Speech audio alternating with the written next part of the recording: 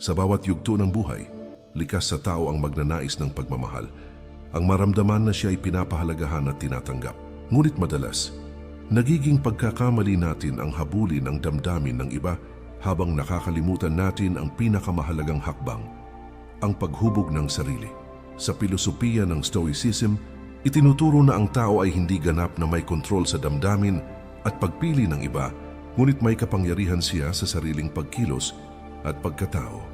Ang tunay na nakakaakit ay hindi ang labis na pagsusumikap na makuha ang atensyon ng isang tao, kundi ang pagiging isang tao na puno ng dangal, katahimikan at kahusayan sa sarili. Sapagkat ang isang taong marunong magpigil, marunong magpakumbaba at mayroong paninindigan ay natural na humihila ng respeto at paghanga. Minsan, iniisip ng ilan na ang pag-ibig ay bunga lamang ng mga salita o mga gawaing panlabas. Ngunit kung susuriin, ito ay mas malalim kaysa sa iniisip natin. Ang Stoics ay naniniwala na ang tunay na kagandahan ay nagmumula sa loob, sa paraan ng ating pagdadala ng sarili, sa ating katapatan, at sa lakas ng ating loob sa harap ng mga pagsubok. Sabi ni Epictetus, ang pinakamahalagang kalayaan ay ang magkaroon ng kapangyarihan sa sarili. At sa paglalakbay natin tungo sa pag-ibig, ito ang pinakamahalagang paalala. Hindi mo maaaring kontrolin ang puso ng iba, ngunit maaari mong hubugin ang iyong sarili upang maging karapat-dapat sa tunay na pagmamahal. Kaya sa video na ito, hindi lamang natin tatalakayin ang 7 paraan upang mapalapit sa taong nais mo, kundi hihimayin natin ang mga hakbang upang maging isang taong hindi lamang minamahal, kundi higit sa lahat iginagalang. Kaibigan at kapatid, muli, inaanyayahan kita na mag-subscribe sa ating channel para lagi kang updated sa mga bagong videos na aking gagawin at babago sa pananaw mo sa buhay. At ngayon, matapos nating maunawaan na ang pag-ibig ay hindi lamang paghahangad na mapasa iyo ang isang tao, kundi isang paglalakbay ng sariling paghubog, dumako naman tayo sa mga hakbang na magbibigay saysay sa ating layunin. Hindi ito mga panandali ang paraan ng pagpapakitang tao, kundi mga prinsipyo na nakaugat sa filosofiya. Mga hakbang na kung iyong isa sa buhay, ay hindi lamang magdadala ng pag-ibig mula sa iba, kundi higit sa lahat, magtuturo kung paano mahalin at igalang ang iyong sarili. Number 1. Linangin ang iyong sarili bago ang lahat. Kung ang layunin mo ay mapalapit at mahalin ng taong nais mo, ang unang hakbang ay hindi nakatuon sa kanila, kundi nakatuon sa iyo mismo. Sa filosofiya ng Stoicism, malinaw na itinuro na ang pinakamahalagang tagumpay ay ang pagkakaroon ng kapangyarihan sa sarili. Ang taong hindi marunong magpasakop sa sariling damdamin at kahinaan ay magiging alipin ng pagnanasa at opinyon ng iba. Kung ang isang tao ay walang direksyon, kung madali siyang mabuwal sa maliit na pagsubok, paano siya magiging karapat-dapat sa pagmamahal na tunay at wagas? Ang tibay ng karakter, ang dignidad sa kilos, at ang katahimikan ng isip ang siyang nagiging magnet ng respeto at paghanga. Hindi mo kailangang pilitin ng iba na mapansin ka. Kapag ang iyong pagkatao ay nahubog ng tama, kusang nagmumula ang pagnanais ng iba na lumapit sa iyo. Isang halimbawa nito ay makikita sa isang mandirigmang matatag sa gitna ng labanan. Hindi niya kailangang ipagsigawan ang kanyang tapang, sapagkat ang kanyang disiplina at lakas ay malinaw na nakikita sa paraan ng kanyang paglalakad, sa kanyang pananalita at sa kanyang paninindigan. Gayon din ang isang tao na pinanday sa kahusayan at kabutihan, siya ay nagiging larawan ng tiwala at paggalang. Sabi ni Marcus Aurelius, ang pinakamagandang gantimpala para sa isang tao na namuhay ng matuwid ay ang pagiging siya mismo ang nagpatunay ng kanyang kahusayan. Ang pag-ibig na hinahanap mo ay magsisimula sa loob. Kung ang sarili mo ay mahina at walang direksyon, magiging pabigat ka lamang sa taong gusto mo. Ngunit kung ikaw ay may layunin, may dangal at may disiplina, ikaw ay nagiging ilaw na natural na nakakaakit. Ang pinakadakilang handog na maibibigay mo sa taong mamahalin mo ay ang sarili mong pagkatao na pinanday sa pananampalataya, sa tamang prinsipyo, sa paninindigan at sa disiplina. Sa oras na malinang mo ang iyong sarili, ang pagmamahal na iyong matatanggap ay hindi na kailangang pilitin, sapagkat ito ay darating na parang agos ng tubig na kusa at totoo. Number 2. Maging tapat at totoo sa iyong pagkatao. Isa sa pinakamalaking pagkakamali ng tao Kapag may nais siyang mapalapit ay ang magsuot ng maskara. Pinapaganda ang kilos, pinabago ang pananalita, at pilit na ginagaya ang mga bagay na sa tingin niya ay magugustuhan ng taong kanyang inaasam. Ngunit sa filosofiya ng Stoicism, ang ganitong uri ng pagpapanggap ay isang uri ng pagkaalipin, sapagkat sa oras na itinatago mo ang iyong tunay na pagkatao, ikaw ay nagiging bihag ng sariling kasinungalingan. Hindi matatagpuan ang tunay na pagmamahal sa ilusyon. Maaring sa simula'y maakit mo ang isang tao sa pamamagitan ng huwad na anyo. Ngunit darating ang araw na mabubunyag ang katotohanan. At kapag dumating ang oras na iyon, ang pundasyon ng tiwala ay guguho na parang bahay na itinayo sa buhangin. Ngunit kung sisimulan mo ang lahat sa katapatan at sa simpleng pagpapakita kung sino ka talaga, nagiging matibay ang ugat ng anumang ugnayan. Isipin ng isang taong laging nagbabago ng kulay, katulad ng isang aktor na hindi na natatanggal ang maskara kahit natapos na ang palabas. Hindi siya kailanman magkakaroon ng tunay na kapayapaan sapagkat araw-araw siyang nabubuhay sa takot na baka mahuli sa kasinungalingan. At paano mo aasahan ang pagmamahal mula sa iba kung hindi mo nga kayang yakapin ang sarili mong pagkatao? Ang Stoics ay naniniwala na ang kagandahan ng tao ay hindi nakasalalay sa pag-arte kundi sa kabutihan ng kanyang loob. Katulad ng isang puno na matatag sa iisang anyo, hindi nito pinipilit ang ibon na dumapo sa kanyang sanga o ang tao na humanap ng lilim sa ilalim nito. Ang puno ay nakatayo lamang ayon sa kanyang likas na kalikasan at dahil dito, kusang loob na lumalapit ang iba. Sabi ni Seneca, walang mas dakilang kasinungalingan kaysa sa pagtatago ng iyong tunay na sarili. Kapag ikaw ay totoo, kahit sa iyong kahinaan, nagiging mas makapangyarihan ang iyong presensya. Ang taong marunong umamin sa kanyang limitasyon ay mas kapanipaniwala kaysa sa taong nagtatago sa likod ng pagpapanggap. Ang taong may tapang na ipakita ang kanyang tunay na kulay ay mas hinahangaan kaysa sa taong pinipiling itago ito. Kung nais mong mahalin ka ng iba, magsimula ka sa pagiging tapat, sapagkat ang taong hindi takot ipakita ang kanyang sarili ay nagiging larawan ng kalayaan. At mula sa kalayaang ito, sumisibol ang isang uri ng pagmamahal na hindi lamang panandalian, kundi matibay at totoo. Number 3, pahalagahan ang oras at kalayaan ng bawat isa. Sa bawat relasyon, isa sa pinakamahalagang prinsipyo na madalas nakakaligtaan ay ang paggalang sa oras at kalayaan ng isa't isa. Maraming tao ang iniisip na ang pagmamahal ay nangangahulugan ng palaging pagiging magkasama, ng pagbibigay ng lahat ng oras at ng pag-aangkin sa bawat sandali ng buhay ng iba. Ngunit ayon sa Stoicism, ang tunay na pagmamahal ay hindi nakakadena. Ang paggalang sa kalayaan ng ibang tao ay isang tanda ng integridad, karunungan at lalim ng karakter. Ang pagmamahal na pilit at labis ang pagkontrol ay tulad ng ilog na pinipilit dalhin sa maling daloy. Ang tubig ay nagugulo, hindi malaya, at ang pag-agos ay nagiging pabigat. Gayon din, kapag pinipilit mong iakma ang oras o damdamin ng iba sa gusto mo, nawawala ang natural na daloy ng ugnayan. Ngunit kung magpapakita ka ng respeto sa kanilang oras at kalayaan, nagiging mas natural ang kanilang pagtugon at mas malalim ang kanilang damdamin dahil hindi sila pakiramdam na nakakulong o pilit na inaakit. Isipin ang isang matatag na punong kahoy sa gitna ng malawak na kapatagan. Hindi nito pinipilit ang hangin na manatili sa paligid nito. Ngunit dahil sa kanyang katahimikan at lakas, ang mga ibon at hayop ay kusang lumalapit. Katulad nito, ang taong marunong pahalagahan ng kalayaan ng iba ay nagiging kusang atraksyon para sa puso ng tao. Ang presensya mo ay nagbibigay daan, hindi pasanin, at nagiging silungan para sa tunay na damdamin na malaya at dalisay. Sa pang-araw-araw na buhay, may papakita ito sa simpleng pag-unawa na ang tao ay may sariling obligasyon at layunin. Maaring abala siya sa trabaho, sa pamilya o sa sariling pangarap at hindi mo kailangan pilitin ang kanilang pansin o pakiramdam na sila ay may utang sa iyo. Sa halip, sa pamamagitan ng pagrespeto sa kanilang oras at espasyo, ipinapakita mo ang tunay na pagmamahal. Isang pagmamahal na may paggalang at walang kondisyon. Sabi ni Epictetus, ang kalayaan ay ang kakayahang mamuhay ayon sa iyong sariling kalooban, hindi alipin ng mga pagnanasa ng iba. Sa pamamagitan ng prinsipyo na ito, natututo tayong mahalin ng hindi nang aalipin. Ang isang taong may kakayahang magbigay ng puwang ay nagiging inspirasyon at kaagapay sa pag-unlad ng iba. Ang kanilang puso ay kusang bumabalik, hindi dahil sa pilit, kundi dahil sa tunay na respeto at integridad na iyong ipinakita. Sa ganitong paraan, ang relasyon ay nagiging mas matatag at mas makabuluhan.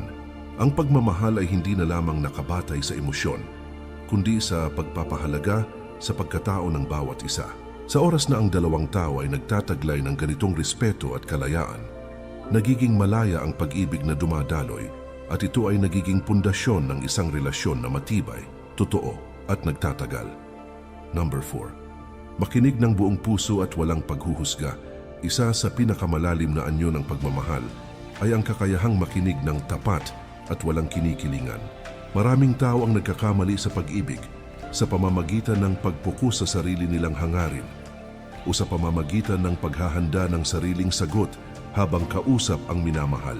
Ngunit sa Stoicism, tinuturuan tayo na ang tunay na koneksyon ay nagmumula sa pag-unawa, sa katahimikan ng isip at sa pagbibigay diin sa kalooban ng iba, hindi lamang sa atin. Ang pakikinig ay hindi simpleng pagbibigay ng pansin sa salita. Ito ay pagtanggap sa damdamin, pananaw at karanasan ng tao ng walang paghuhusga. Kapag ang isang tao ay nararamdaman na tunay mong nauunawaan siya, nagkakaroon ng malalim na tiwala at respeto at mula rito, kusang sumisibol ang damdamin ng pagmamahal. Sa halip na piliting puna ng silid ng sariling opinyon, pinupuno mo ito ng presensya at empatiya at nagiging salamin ka kung saan ang iba ay nakakakita ng tunay na pagpapahalaga. Isipin ang isang ilog na tahimik ang daloy sa kagubatan. Hindi nito sinasabi sa hangin kung paano dumaan at hindi rin nito pinipilit ang bato sa daloy. Pinapayagan nito ang lahat na magpatuloy ayon sa sariling landas. Katulad nito, ang pakikinig ng buo ay nagbibigay ng puwang sa damdamin at kaisipan ng iba at nagiging daluyan ng tunay na koneksyon. Sabi ni Marcus Aurelius, ang pakikinig ay isang sining na nagpapakita ng tunay na paggalang sa pagkatao ng iba. Sa pamamagitan ng pag-practice ng ganitong uri ng pakikinig, natututo tayong hindi lamang magmahal, kundi maintindihan ang lalim ng tao sa harap natin. Ang mga salita ay nagiging tulay, hindi hadlang. Ang presensya ay nagiging liwanag, hindi pasanin. Natututuhan nating mahalin ng hindi pilit, at sa bawat pag-uusap, lumalalim ang pagkakaunawaan. Ang isang tao ay hindi nahuhulog sa kagandahan ng panlabas na anyo lamang, kundi sa taong handang makinig nang walang kondisyon at tanggapin siya sa kabuuan ng kanyang pagkatao. Number 5. Ipakita ang iyong katatagan at katahimikan sa harap ng pagsubok. Isa sa pinakamahalagang aspeto ng pagkahumaling ng iba ay ang kakayahang manatiling matatag sa gitna ng unos at hamon ng buhay. Madalas ang tao ay naakit sa lakas na hindi nakikita sa pisikal na anyo, kundi sa paraan ng pagharap sa kahirapan, problema at hindi inaasahang pangyayari. Ayon sa Stoicism, ang tunay na katatagan ay hindi nakasalalay sa swerte o sa kawalan ng problema, kundi sa kakayahang pamahalaan ng sariling damdamin at kilos. Kapag nakikita ng isang tao na ikaw ay hindi madaling madala ng emosyon, na may kontrol ka sa sarili mo, kahit sa gitna ng tensyon at kaguluhan, kusang namumulaklak ang respeto at paghanga sa puso nila. Ang katahimikan at pagkakaroon ng paninindigan sa harap ng pagsubok ay isang uri ng magnetismo, isang tahimik, ngunit napakalakas na atraksyon. Ang isang taong matatag sa kabila ng unos ay parang ilaw sa dilim, nagbibigay ng direksyon at kapanatagan at nagiging sentro ng tiwala. Isipin ang isang matatag na bato sa gitna ng malakas na agos. Hindi nito pinipilit ang tubig na lumayo at hindi rin ito natitinag. Ang tubig sa halip ay dumadaloy sa paligid nito, nag-a-adjust sa kanyang presensya at sa prosesong ito, ang bato ay nagiging sentro ng pagkakaisa sa kapaligiran. Ganito rin ang epekto ng isang tao na may kontrol sa sarili. Nagiging kanlungan siya ng katahimikan at lakas at ang iba ay kusang humahanap ng kanyang presensya. Sa pang-araw-araw na buhay, maipapakita ito sa paraan ng pagtugon sa mga problema sa trabaho, pamilya o relasyon. Isang tao na nakakaranas ng stress at hamon, ngunit hindi nagpapadala sa galit o takot, kundi kumikilos ng may malinaw na pag-iisip at dignidad, ay nagiging halimbawa ng tunay na lakas. Ang kanyang presensya ay nagdudulot ng kapanatagan sa mga nakapaligid sa kanya at nagiging dahilan para natural silang humanga at lumapit. Sabi ni Seneca, ang lalim ng iyong karakter ay nasusukat sa paraan ng iyong pagtitiis sa paghihirap. Kapag ikaw ay matatag sa gitna ng hamon, hindi lamang pinapakita mo ang iyong halaga sa sarili mo, kundi ipinapakita mo rin sa iba ang uri ng tao na karapat-dapat mahalin. Hindi sa salita o palabas, kundi sa konsistenteng pagkilos at katahimikan, natutuklasan ng iba ang iyong tunay na lakas. Ang tao ay hinuhulog hindi lamang sa kagandahan o sa galing, kundi sa kakayahan mong manatiling matatag sa gitna ng dagok ng buhay. Ang katatagan at katahimikan mo ay nagiging pundasyon ng tiwala. At sa tiwala, kusang dumadaloy ang pagmamahal. Ang relasyon ay nagiging mas malalim, mas matibay at higit sa lahat, totoo. Sa oras na mapanatili mo ang iyong katahimikan sa gitna ng kaguluhan, makikita ng taong gusto mo na ikaw ay isang tao na hindi lamang karapat-dapat sa pagmamahal, kundi isang tao na may kakayahang maging kanlungan sa oras ng unos. Ang ganitong uri ng katatagan ay hindi maipapakita ng salita lamang, kundi sa bawat kilos at presensya mo araw-araw, at dito nagsisimula ang tunay na pagkahumaling. Number 6, magpakita ng kabutihan at pag-unawa. Nang walang inaasahan, isa sa pinakamakapangyarihang paraan upang maakit ang puso ng iba ay ang pagiging mabuti at maunawain. Hindi dahil sa gusto mong makakuha ng kapalit, kundi dahil ito ay likas na bahagi ng iyong pagkatao. Sa Stoicism, itinuturo na ang kabutihan ay hindi dapat ipagpalit o gamitin bilang paraan upang manipulahin ang iba. Ang isang taong tunay na mabuti ay kumikilos ayon sa prinsipyo, hindi ayon sa panlabas na gantimpala o paghanga. Ang tunay na kabutihan ay hindi nabibili ng salita o gawaing pilit. Kapag nakikita ng isang tao na ikaw ay maunawain, handang makinig, at tumutulong sa oras ng pangangailangan, nagkakaroon ng kusang loob na paghanga at tiwala. Ang mga kilos ng kabutihan, kahit maliit, ay nagiiwan ng matibay na impresyon sa puso ng ibang tao. Isipin ang araw na nagbabalot ng liwanag sa isang malamlam na kapaligiran. Hindi nito pinipilit ang halaman o hayop na umunlad, ngunit sa kanyang presensya, nagkakaroon ng buhay at lakas ang paligid. Katulad nito, ang kabutihan at pag-unawa mo ay nagiging ilaw na natural na humihikayat sa iba na lumapit sa iyo. Ang isang taong may pusong bukas at handang umunawa ay nagiging kanlungan para sa damdamin ng iba, at sa pamamagitan nito, kusang lumalalim ang ugnayan. Sabi ni Epictetus, ang mabuting tao ay hindi nangangailangan ng pagkilala mula sa iba. Ang kanyang sarili ay sapat na patunay ng kanyang kabutihan. Kapag ipinapakita mo ang kabutihan mo nang walang inaasahang kapalit, lumilikha ka ng puwang kung saan ang pagmamahal ay kusang dumadaloy. Ang pagiging totoo sa kabutihan at pag-unawa ay nagiging pundasyon ng tiwala at respeto na mas matibay kaysa sa anumang panlabas na atraksyon. Sa pang-araw-araw na buhay, maaari itong makita sa simpleng paraan ng pagtulong sa kapwa, pagbibigay ng oras at pakikinig sa kanilang problema o pagiging mahinahon sa oras ng hindi pagkakaunawaan. Ang mga ganitong kilos, kahit hindi napapansin agad, ay nagiiwan ng bakas sa puso ng tao at nagiging dahilan para siya ay kusang humanga at lumapit. Ang kabutihan at pag-unawa mo ay nagiging instrumento ng tunay at malalim na pagmamahal. Hindi ito pinipilit, hindi hinihingi, ngunit kusang dumadaloy sa pagitan ng dalawang tao at nagiging pundasyon ng isang ugnayan na matatag, totoo at puno ng paggalang. Number 7. Mahalin ang tao ng buo, kasama ang kanyang kahinaan at lakas.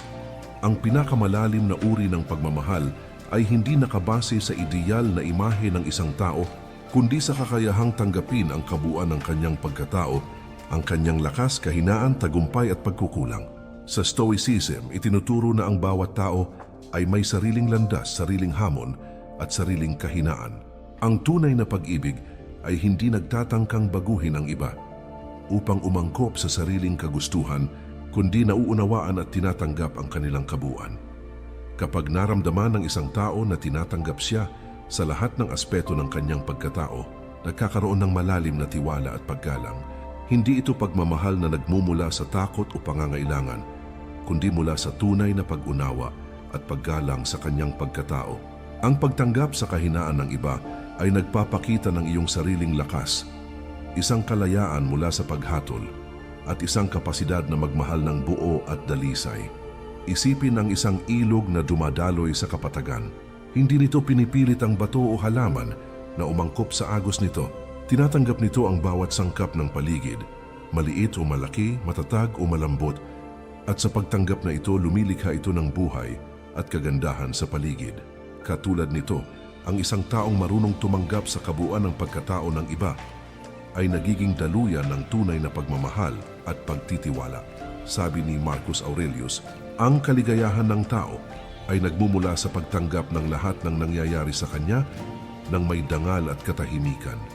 Sa parehong paraan, ang tunay na pagmamahal ay nagmumula sa pagtanggap sa iba ng buo, nang walang pagtatangka na baguhin sila at nang may paggalang sa kanilang sariling landas at karanasan. Sa praktikal na buhay, makikita ito sa simpleng pagpapakita ng pasensya sa kahinaan ng tao, sa pag-unawa sa kanyang limitasyon, o sa pagtangkilik sa kanyang tagumpay ng walang inggit. Ang ganitong pagmamahal ay hindi nag-uutos, hindi nagdidikta, kundi nagiging pundasyon ng matibay at mahabaging ugnayan. Kapag natutunan mong mahalin ang isang tao sa kabuuan ng kanyang pagkatao, hindi lamang ito nagbubunga ng pagmamahal na totoo at wagas, kundi nagdudulot din ng kapayapaan sa sarili mo. Ang pagtanggap sa kahinaan at lakas ng iba ay nagiging simbolo ng iyong sariling pagkatao na matatag, malaya at may kakayahang magmahal ng walang kondisyon. Sa paglalakbay ng pagmamahal, hindi laging madali ang daan.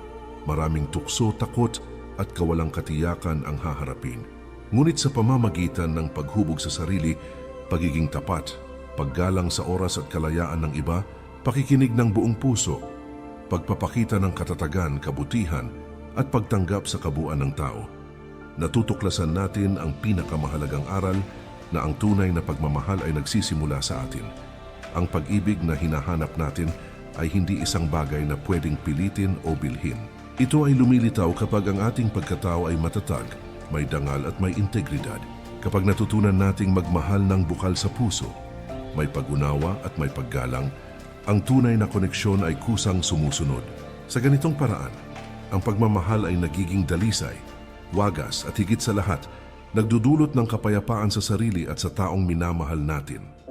Kaibigan at kapatid, muli, inaanyayahan kita na mag-subscribe sa ating channel para lagi kang updated sa mga bagong videos na aking gagawin at babago sa pananaw mo sa buhay. Huwag mong palampasin ang mga aral na magbibigay daan sa iyong paglago, sa iyong katatagan at sa iyong kakayahang magmahal ng totoo. Maraming salamat po. Mag-ingat po tayo palagi at kay Lord palagi ang papuri.